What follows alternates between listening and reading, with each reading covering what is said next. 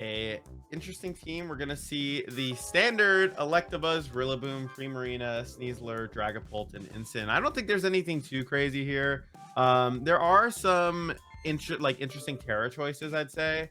So the Electabuzz opting for Terra Water. It's not the most common Terra type you'll see on the Electabuzz.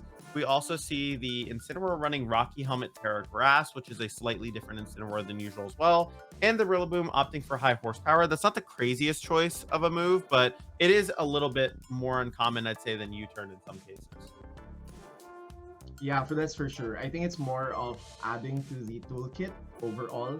Because the problem with the Victory Road World Cup setting is you don't know what your opponent is going to bring, and it's just a one-off match against them. So there may be some setups where you just want to prepare for as many scenarios as possible. So it kind of makes sense that the Rillaboom is carrying that high horsepower, and this Incineroar is using the Terra Grass instead of holding that safety goggles. Absolutely, yeah. No, go ahead, continue. Yeah, but I think that's overall what I was thinking. Maybe Paschalis was just considering that he could put Rocky Helmet on Incineroar instead of the safety goggles and just use Terra Grass for that.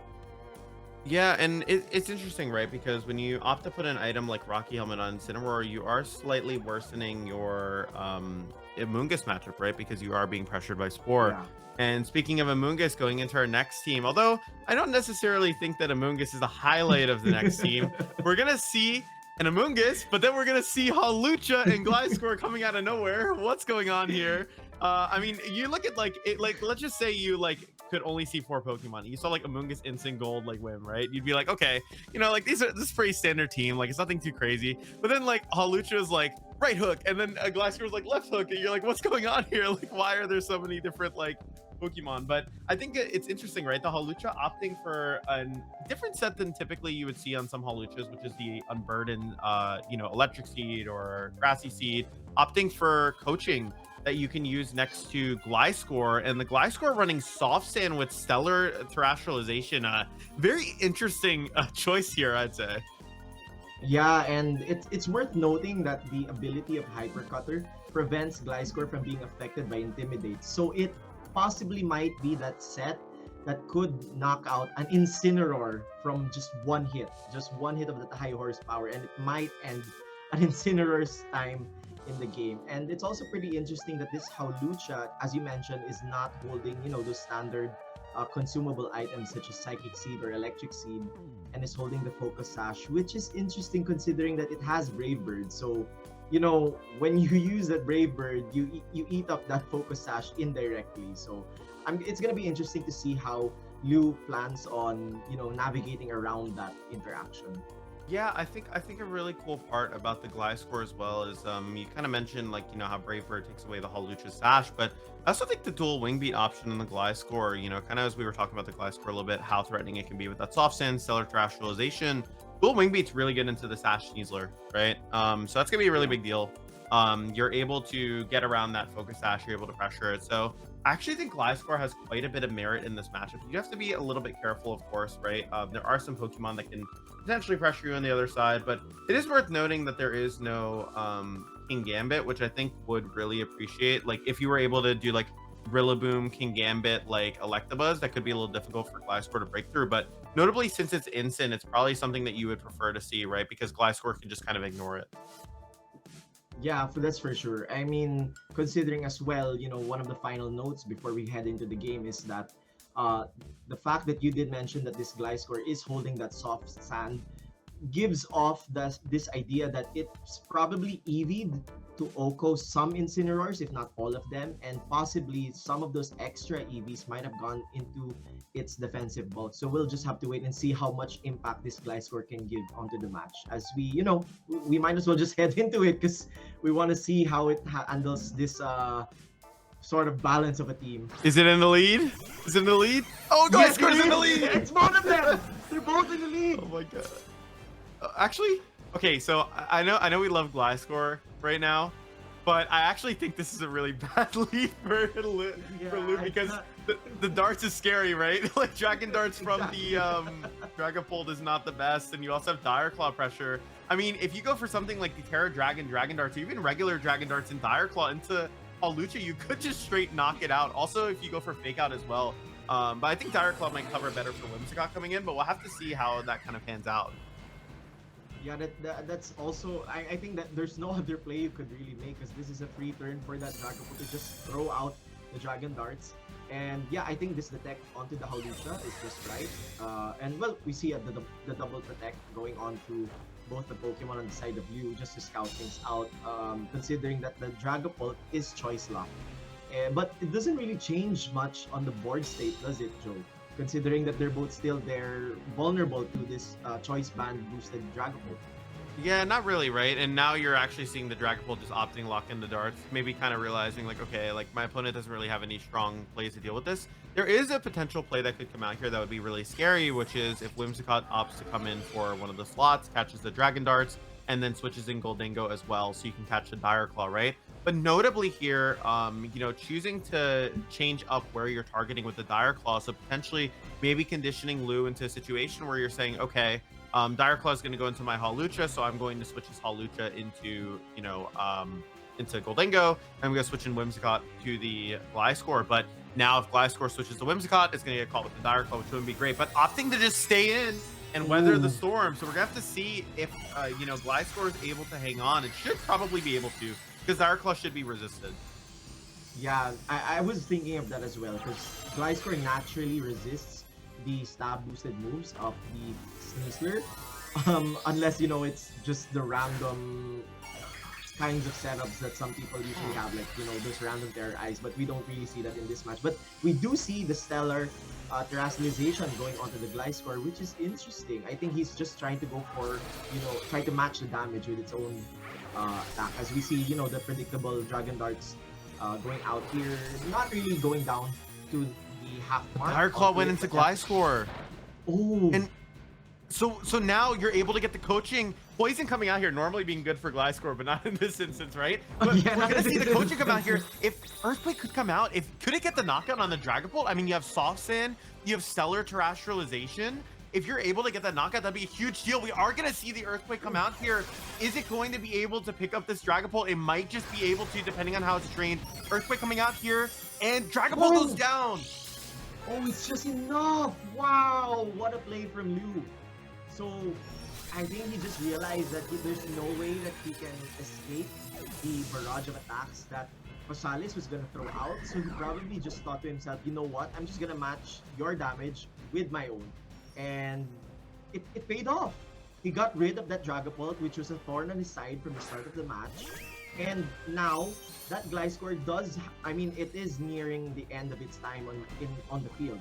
But it could potentially still throw out one last attack if this Sneasler does not target it this turn. Absolutely. I feel like Sneasler maybe being almost forced to target it, right? But this does mean that the Hawlucha would be able to get something like a Brave Bird off, but we're going to see Dire Claw actually get locked into Hawlucha. So if another Earthquake comes out here, it would knock out Sneasler, it would get a bunch of damage on the Primarina, and you'd have to hope that your Primarina can beat what's in the back. But if it's a Goldingo and Whimsicott, I feel like that could be really, really scary for a Primarina that's been chipped, right? So even if you get this Hyper Voice off, it might not be the best circumstance, but we'll have to see what gets locked here. We are going to see the Hawlucha switch out here, maybe switching in Whimsicott to the Dire Claw and getting called out. Is it Whimsicott? No, it's Amoonguss. Oh no, it's the Amoonguss. So that's a really good Who can put to sleep? Well, it was a decent switch in up until that sleep happened. So yeah, well, the Rocky Helmet does get rid of it. So I'm pretty sure this Gliscor is just gonna attack. So yeah, the Earthquake does go out, and the Primarina naturally survives it, and with the Citrus Berry, it definitely climbs back up a little bit. And yeah, we're just gonna see the Primarina, I'm sure, throw out a Hyper Voice to get rid of this Gliscor. But yeah, because of that sleep, this Amoonguss is basically a sitting duck this turn. It's just dead weight right now on the side of Liu. That's pretty unfortunate. Dire Claw things, just doing Dire Claw things. Yeah, it's interesting because obviously Amoonguss was coming in here with the intention to take the damage, right? But being hit by Dire Claw is like not the best circumstance, right? You'd probably rather be in a situation where Amoonguss could Rage Powder, it could, you know, Mm-hmm. go for Spore Pressure, something like that. But it's kind of an interesting situation. I feel like depending on what's in the back, it could still be fine. We do see the Goldingo come out here. I feel like Goldingo could be one of the better Pokemon to have around, right? Yeah. We are going to see though that there is a lot of pressure coming out from this Prima, right? You can go for something like a Hyper Voice, you can go for something like a Thunderbolt, and Amoonguss isn't really pressuring a redirection, and you can't switch in Hawlucha safely because Hawlucha would just go down to Hyper Voice, right? So I do think that even though Lou had some really good turns here, maybe that Self Earthquake not being the best play, hurting your own Amoonguss a little bit, not giving yourself options. But we're gonna see Nasty Plot come out here. Yeah, I think it's reasonable to go for the nasty plot here, considering that you know your Amoonguss isn't gonna be really doing anything, and I'm pretty sure you're gonna survive a double up, which is the case as we see it here. So probably Lou, you know, identifying that win condition that I can survive both your attacks, and I'm just gonna try and go for the one shot on the next turn with you know the nasty plot boost, as we you know we're going back in here to see the Hawlucha that switched out earlier, but it's gonna be quite a question of how quick can Lou get rid of that Electabuzz, because right It's now that Electabuzz is gonna be the annoying Pokemon. it's a mind game because if Prima protects and you opt to go for a Thunderbolt and neither Pokemon protect, you are in a good spot. If you opt to Mhm. go for a Hyper Voice and one of the Pokemon protects, you're also in a good, assuming it's Goldingo that protects, right? The thing is it's all going to come down to whether you properly call out what the Gold is doing this turn. If you expect Gold to protect, you're supposed to protect Primarina and Thunderbolt Gold. If you think that it's going to be a situation where Gold attacks, then, or yeah, if Gold attacks, you're supposed to go for Protect and Thunderbolt. If Gold doesn't attack, you're supposed to click Hyper Voice and Thunderbolt here. So kind of having to call it out, but close combat going into the Electabuzz here, doing a little bit under half. And is it Make It Rain coming out here? It probably should be. What is the Gold doing? It is going for a Oh, Shadow there's Ball to Shadow Ball. Electabuzz.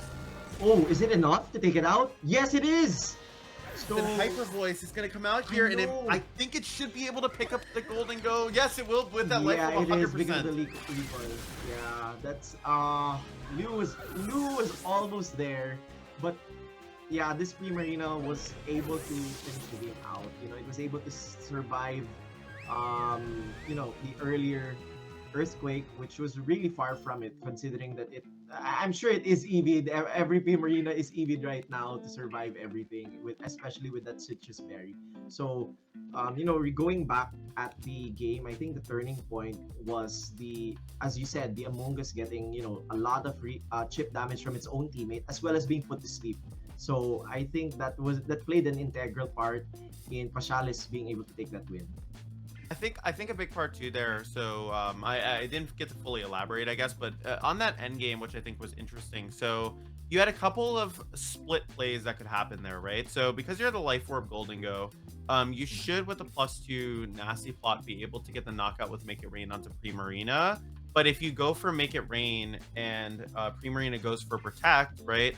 And then Electabuzz takes to Make It Rain and you go for close combat, you're probably not knocking out the Electabuzz, right? Which Yeah. means then the Electabuzz is going to be able to get the Thunderbolt off, knock out the Goldingo or the Hawlucha, and then you can't win because you don't have enough damage to break through the rest of the team, right? It's probably going into gold because you don't want to have the Goldingo go for a Make It Rain. And then the other situation that you could have done, which is I believe what Lou was kind of honing in on, is that if you're going to call out the Protect on the Primarina, you go for that Shadow Ball, you go for that close combat, right? And say, okay, I know you're going to protect the Primarina to get around the Make It Rain, so I'm going to commit to that read. And it's just not working out there, right? Prima just opting to click Hyper Voice, gets the both knockouts, and then kind of ends the game right there. I definitely think a really big turn in that game was the Gliscor being able to get the knockout on the Dragapult and then being able to knock out the Sneasler. But I feel like maybe not having the right back to necessarily deal with the situation. That turn where Amoonguss came in, one thing I was thinking about is if that had been a Goldingo switch in, that would have been really, really good, I think, for Lou. And you would have been able to get your Amoonguss in without having to trade so much damage.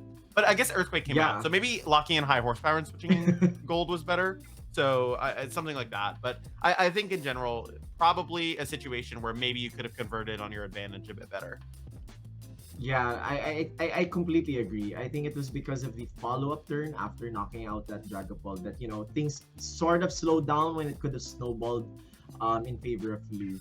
And yeah, I think on the side of Lou as well, he would have really had a hard time, especially since that Electabuzz was very bulky on its own right. So yeah, I Absolutely. mean, going into game two, we'll just have to see if Lewis is able to adjust to, being able to follow up from what the ice score was able to successfully accomplish earlier.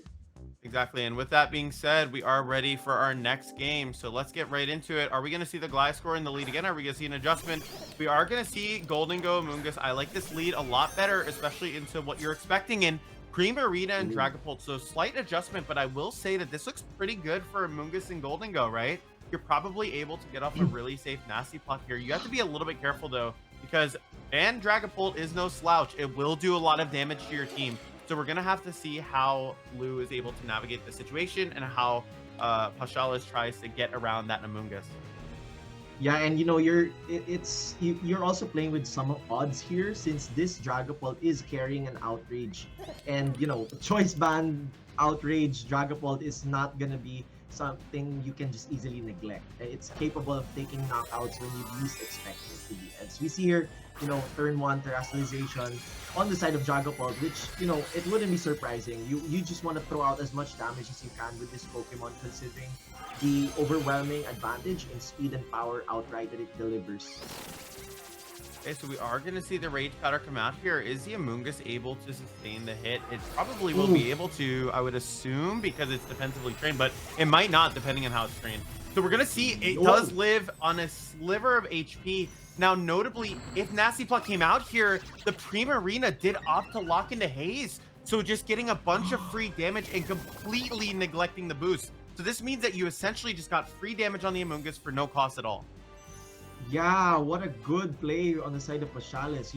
Now that neutralizes everything Lou was intentionally trying to achieve here. Because this Dragapult can now throw out its own Outrage again, just to get rid of the Amoonguss, or try to throw out chip damage onto the Goldengo. But probably it's going to be Amoonguss here just to get rid of that stuff. But no, we see the safe double protect on the side of Lou. Probably trying to weather the storm of this Outrage, hopefully trying to catch it, throw itself into confusion afterwards.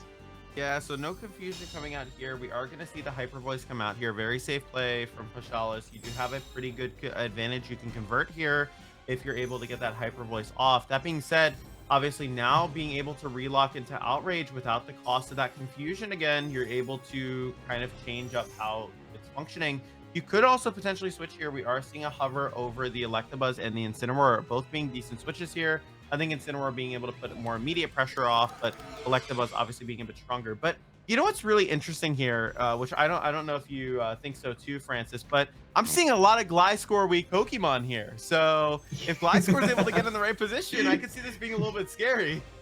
Yeah, I mean, if you give that Gliscor just the right positioning, like earlier, it can sweep the game by itself technically. So it's just a question of, can this Goldengo take out this Primarina first? Because that Primarina is a thorn for Gliscor. And if that Gliscor is able to throw out just one good Earthquake, it can potentially take the whole game for you.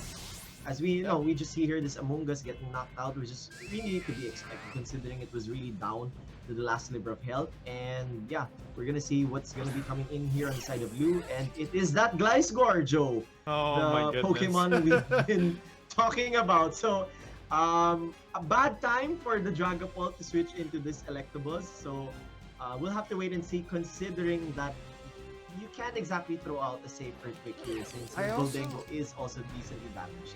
I also think it's worth noting that because of the way that you utilized her early, right?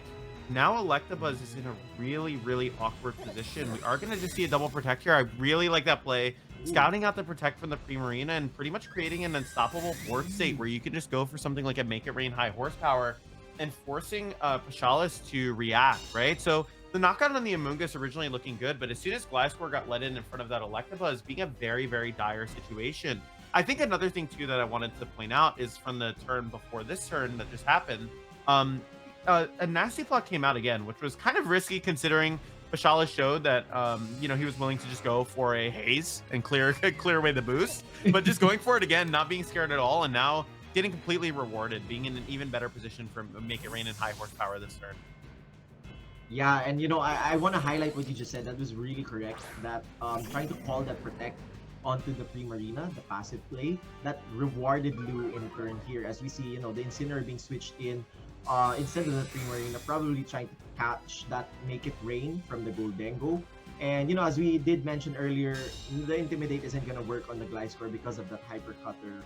And yeah, we're just seeing the Electabuzz protect itself this turn as the Make It Rain is thrown out at +2, but we all know that this Incineroar will resist it, taking the damage like a champ, 100, exactly 100 damage here.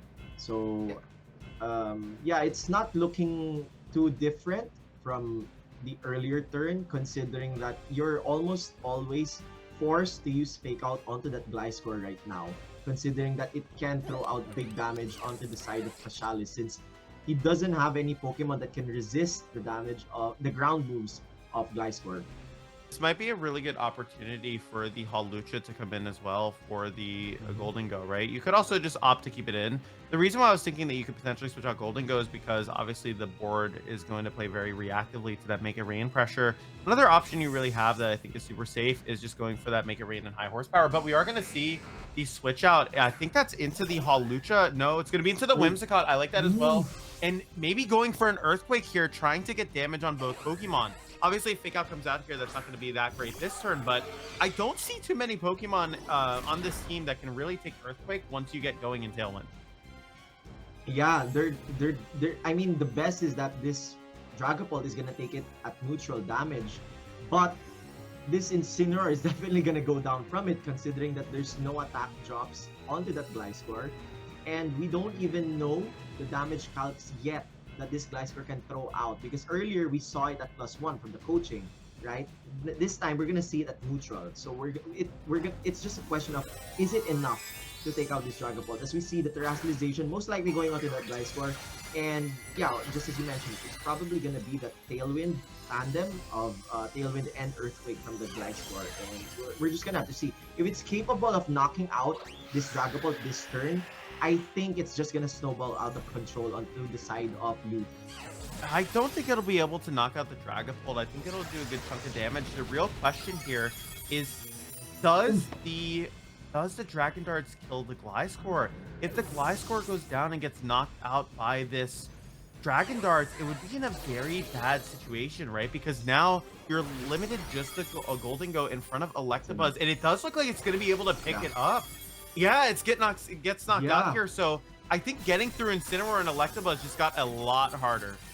Ah, that was terrible. I mean, it definitely survived that, this Dragapult outright, since it had 14 HP. I don't know if that's a damage roll, but nonetheless, it is a clutch for this Dragapult, because if it did go down, it would have been really dire on the side of Paschalis. But right now, things are looking good, since that Gliscor was the best answer to this Electabuzz, which is, you know, it's bulky because of that Eviolite, and it's also going to throw out decent damage from those Stab Thunderbolts, and it's just going to stick on the board very easily now, because, you know, its natural opponent in this game is gone.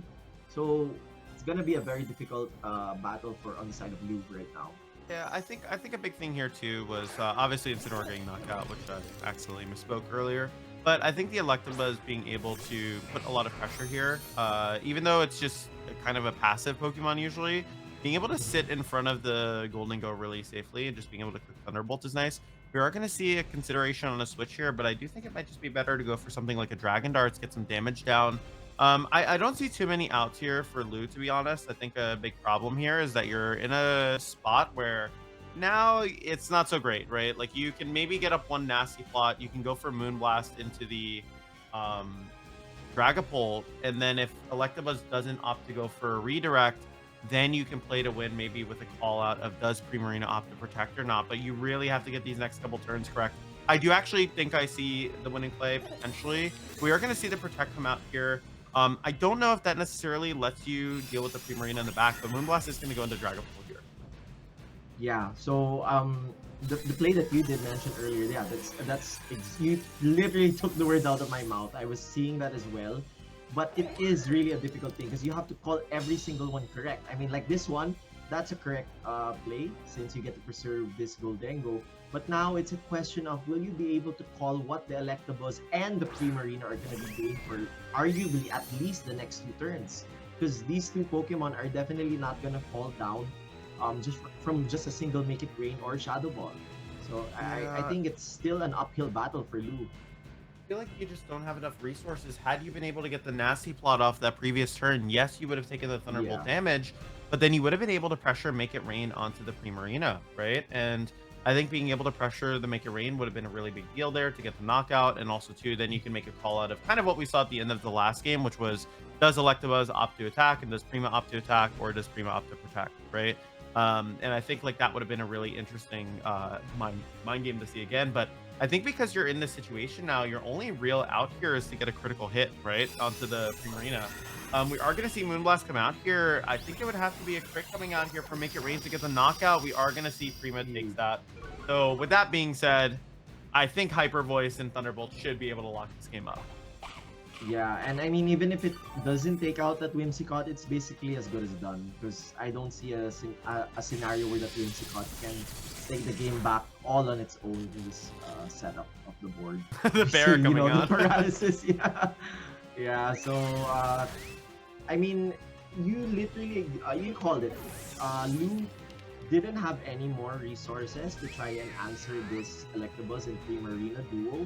And I think I mean, if you look at how the board was set up, the Gliscor was a really good Pokemon to have in this matchup. It's just that it seemed like all the chips were stacked on it. That the moment you lose it early, you'd have a difficult time, especially since it wasn't able to damage the Primarina early, which would have been a big help for the Goldengo. Yeah, I feel like a really big thing here as well to consider is that I felt like